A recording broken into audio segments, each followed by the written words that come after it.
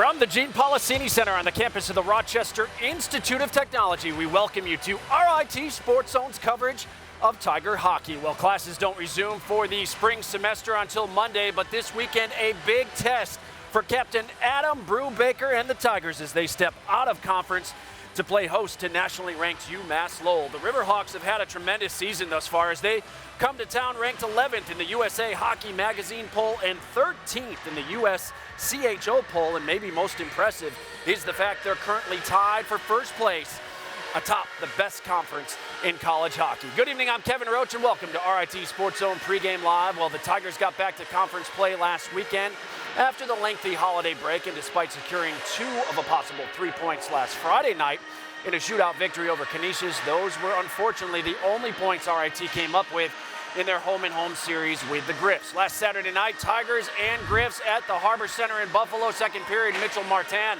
beating the Tigers down the ice and beating Logan Drackett for the goal.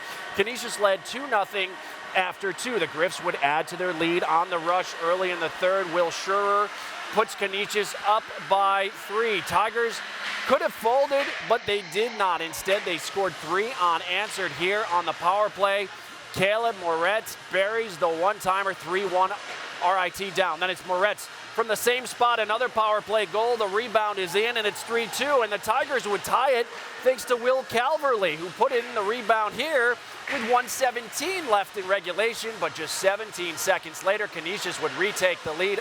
Matt Hoover's wrister sneaks in. The Griffs would add an empty netter, and they skated to a 5-3 victory over the Tigers. As we dive inside the numbers from last Saturday's loss at Harbor Center, the Tigers put 17 shots on net in the third period, as shots ended up even at 28. Caleb Moretz scored twice on the power play, while Will Calverley recorded his team-leading 9th goal on the season. Dan Willett finishing with 3 assists. As for Canisius, they had 5 different goal scorers, including Nick Hutchison, who's tied for 5th among active Division I players with 51 goals on his career. So with only 2 points last weekend, the Tigers remain tied for 4th with Robert Morris, 8 points behind league-leading Sacred Heart. The Pioneers have a 1-point cushion over Army, despite picking up 4 points last weekend. Canisius still 10th overall.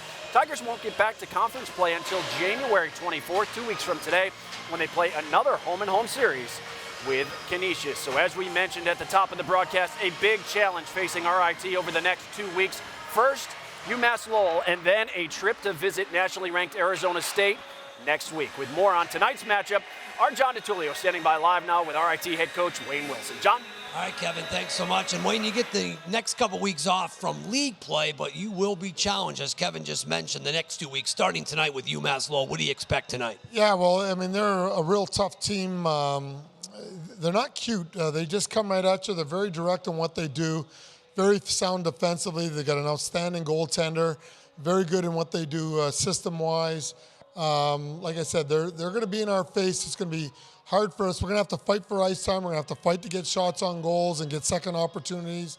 It's going to be a dogfight out here, and they just play to their identity, and they're a very strong team. Do you kind of like the break from league play, and you like the challenges the next 2 weeks? Does it fit with your schedule? Well, I do like having a non-conference the second half. Maybe not back-to-back weekends, but with the extra games, that's how we were able to manage it and do it. But I'd like it just so that you're not front-loaded with non-conference games and you're in league play the whole time through. So I think what it's going to do these 2 weekends, obviously starting with this weekend, is really test us, see where we are at this point of the season. These are 2 ranked teams. They're different teams. This one, from a defensive standpoint, doesn't give you much, and like I said, with a great goalie, but well coached, and if you win against Lowell, then you've accomplished something. You've been preaching staying out of the box. What do you want to see tonight from your club? Stay out of the box. How's that? I mean, we've been talking about, we've got to put it into action now, and just poor penalties. I mean, that's all I can say, and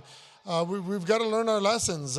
It's hard enough to play and be shorthanded for the 3-4 times that you are in a game and trying to keep the other team off the board.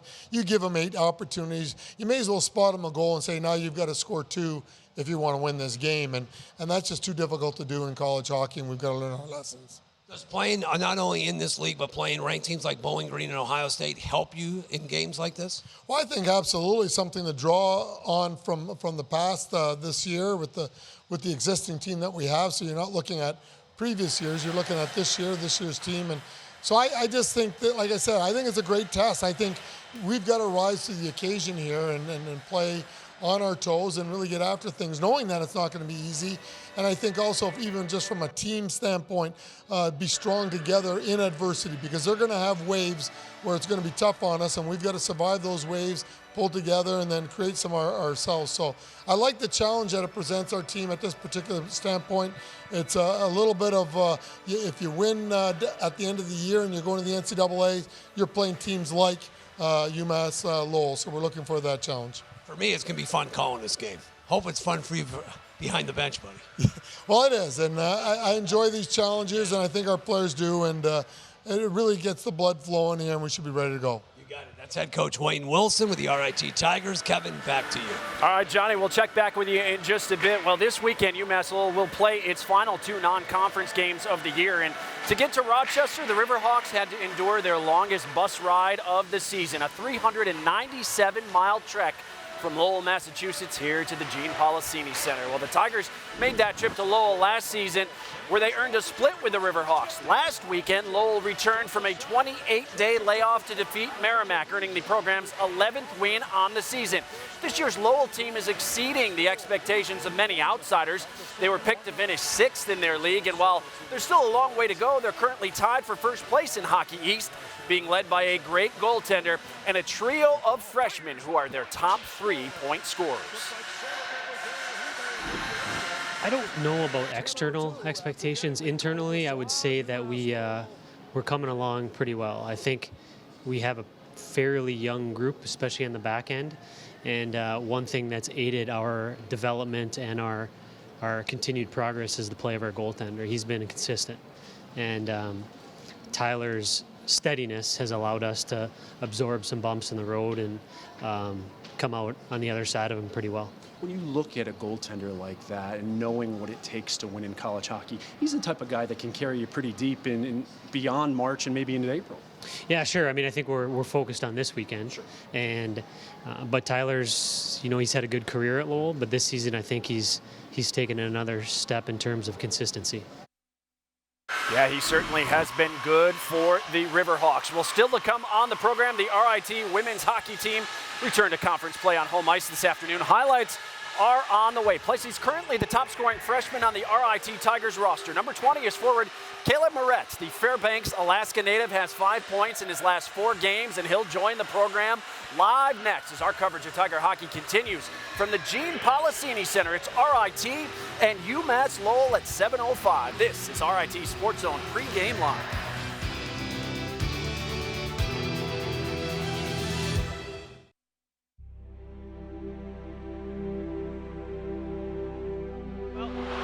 Short side, cannot have it. Good energy, backhander in front, goal! Tyler Brenner has given the RIT Tigers a 4-3 lead. Well, playmakers make plays. Simple as that. Great pass. Brenner right there on the doorstep. Advantage RIT. It's over. We're down to only 15 seconds remaining here, though.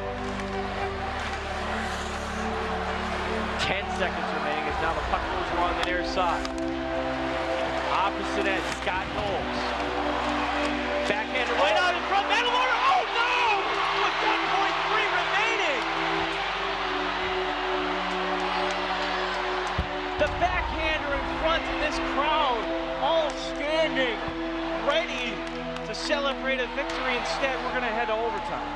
The Tigers will scoop it up and bring it out. Instead, it's intercepted by Edwards and sent back down in. UMass will change it up, a couple scanners there, there's a play, and oh! Big save by Manalora.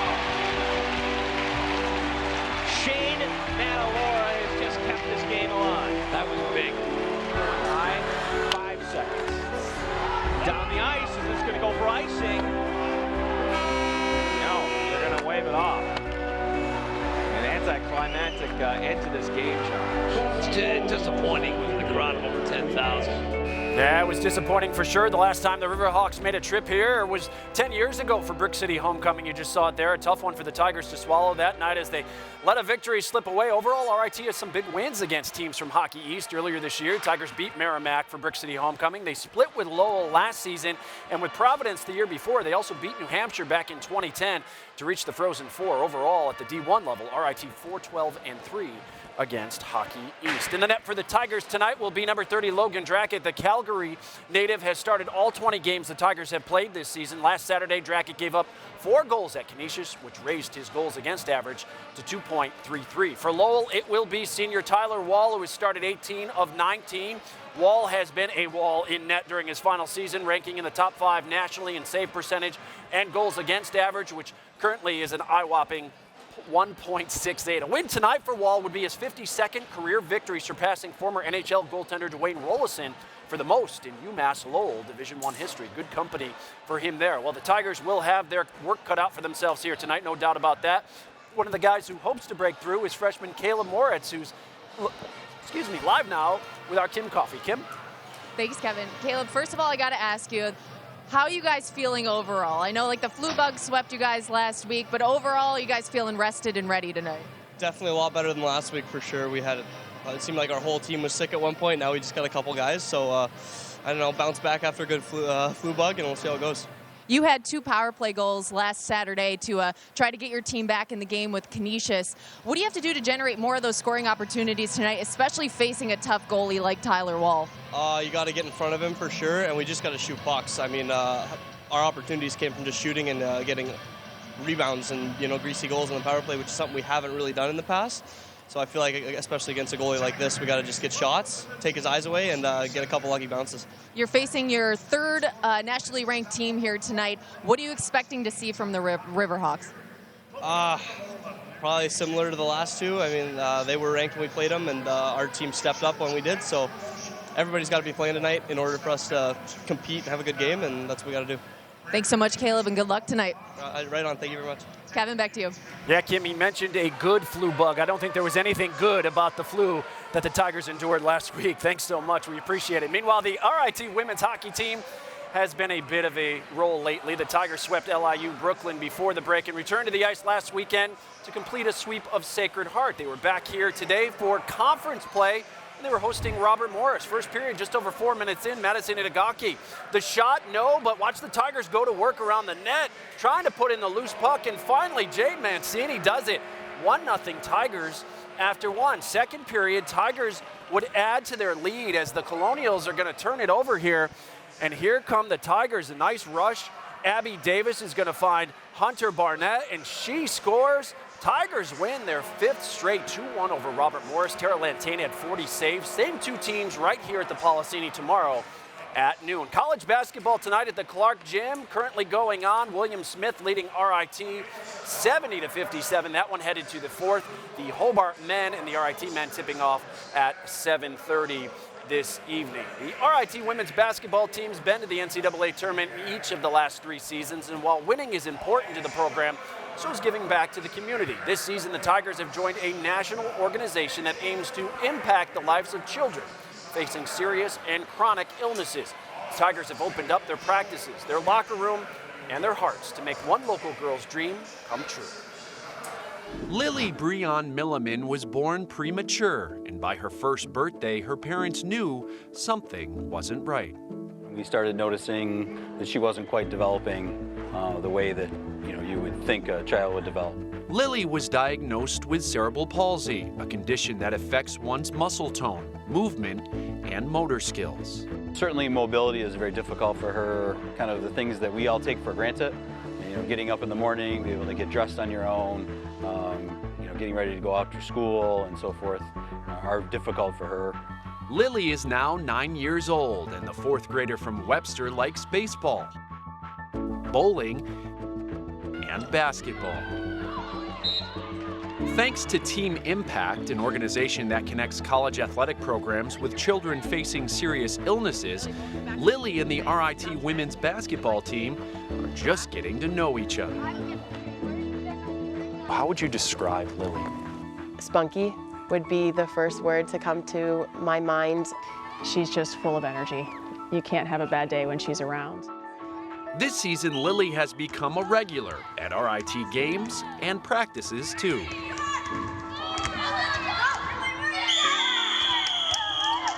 She comes to practice with something she wants to work on every time. She says, "Coach, let's try dribbling. Let's do a passing drill." She's driven and motivated and is always up for anything. Her drive to get better is incredible. She talks about how she practices all the time at home. She's always asking to come to practice with us. She gets frustrated with her parents when they won't drive her to our 6 a.m.s. So she's just been such a great addition to our team.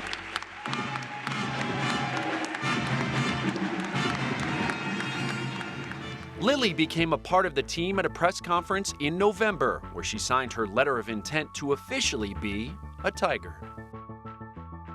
What does it mean to officially be a member of the RIT Tiger family? I am happy. I am great. I am excited. Lily has her own locker and will wear number 7 this season. And while that's a big deal to her, the new friends she's made mean a whole lot more. I didn't have enough friends, but now that I'm on it, I call it friend.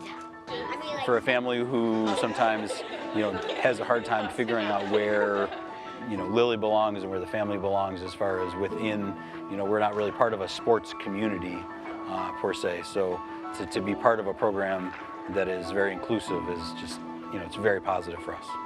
What do you hope your student athletes learn from this experience? I think that it's important for them to learn how important it is to give back into the community, and that it's not about the wins and the losses. Yeah, we want to win games, but we also want to make a positive impact in the community and help somebody else. Great having Lily part of the RIT family. Well, when we come back on Pregame Live, he spent the week scouting the Riverhawks. Now RIT assistant coach David Salako is ready to break down the matchup. He'll join the program live next on the home of Tiger hockey. This is RIT SportsZone Pregame Live.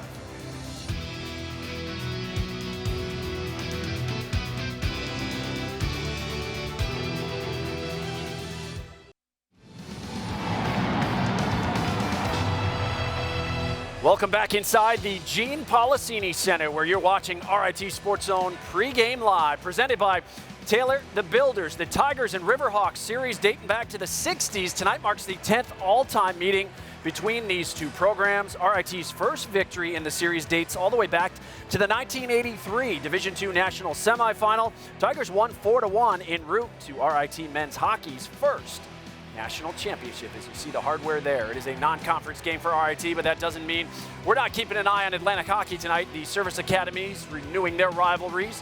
Air Force is at Army. Canisius looking to build on last weekend is at Bentley. First place Sacred Heart is at last place Mercyhurst, while Niagara is hosting Holy Cross. Joined now by the guys who will have the call for you here tonight, Gene Battaglia and John DiTullio. And guys, this UMass Lowell team comes to town with some really impressive credentials, including a victory earlier this season on the road against the defending national champion Minnesota Duluth. Yeah, and if there's anything we learned, good evening to you, Kevin, is the Tigers. I mean, they played well at Ohio State. They beat Bowling Green as a team that can, I like the Tigers going tonight here. Absolutely. They've been challenged, as Kevin just mentioned. You just mentioned earlier in the season. They stood up to the test against Bowling Green and Ohio State. I expect to see the same thing tonight and tomorrow afternoon. As we are joined by assistant coach David Salako. David, appreciate your time tonight. What are the lessons that you take coming from playing those non-conference games earlier, the Bowling Greens, the Ohio States, as you face this tough opponent tonight?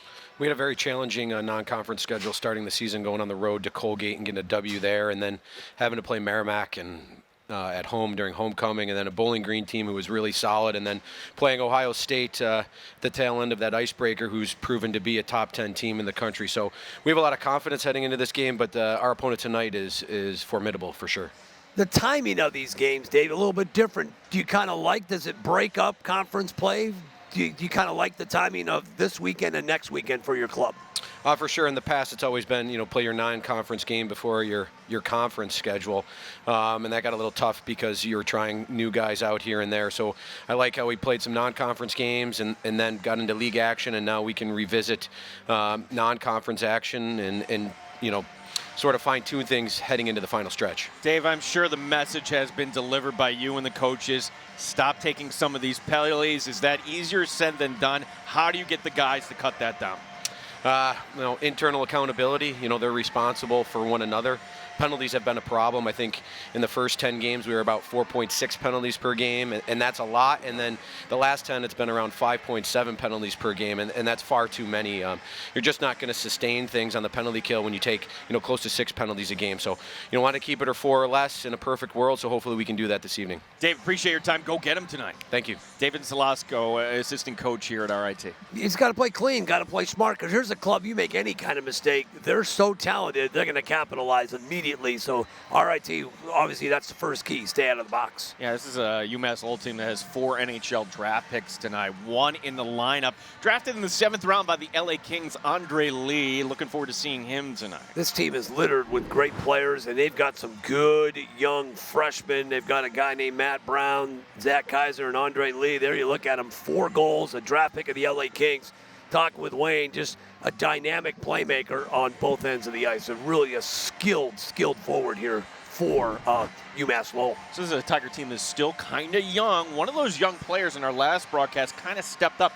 Jake Jaffe with a goal in regulation, a goal in the shootout. The more and more we see him on the ice, kind of reminded me of Nick Bruce last year. More and more ice time Nick Bruce got, he got better. And more we see of Jake Jaffe, who really has caught fire here the last couple of weeks, had a big game last Friday with Canisius. Of course, had a goal and then got the game winner in the shootout. So that's a sophomore that's getting better and better with more ice time. Yes, he has 4 goals and 4 goals on 7 shots, which shoot more. Shoot and score, shoot the puck. He's been doing that, and he's been lighting that lamp, so to speak. What do the Tigers have to do tonight, John? Well, here's something different. They're going to have to clean it up. You know what to do? Go out and get one of those ShamWows. Clean up the penalties, Gino. You got to clean it up. ShamWow to the rescue. And how do they measure up? This is the 3rd-ranked team they played this year. They've beaten Bowling Green, lost to Ohio State. Great litmus test here, not only tonight but next weekend as well. And they're going to find that spark. The students aren't back until Monday. There won't be much. Hopefully there's some juice, but you're going to have to create your own spark, create your own energy, and play hard for 60 minutes tonight if you're going to beat a quality UMass Lowell team. Yeah, Kevin, we're minutes away from face-off. Looking to call this one here tonight. Yeah, we're looking forward to it, guys. Thanks so much. We'll see you in just a bit. We'll wrap things up from here next. You're watching RIT SportsZone Pregame Live.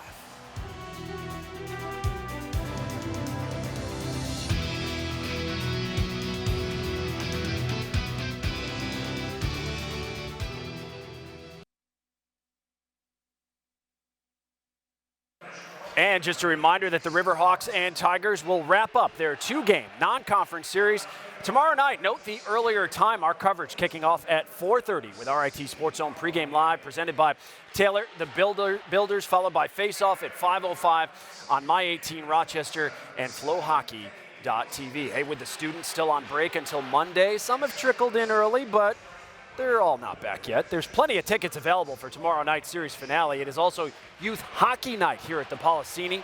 Doors open up at 3:30, and you can get youth tickets for only $4. Great group rates as well. Visit the Policini Center box office or RITtickets.com. And we'll see you right here tomorrow night for the series finale between UMass Lowell and RIT. Well, that'll do it for Pregame Live. Up next, it's Atlantic Hockey versus Hockey East as RIT faces UMass Lowell. John and Gene will have all the action for you. We'll see you back here for the intermission report. Until then, enjoy the game, everyone. RIT SportsZone Live begins right now.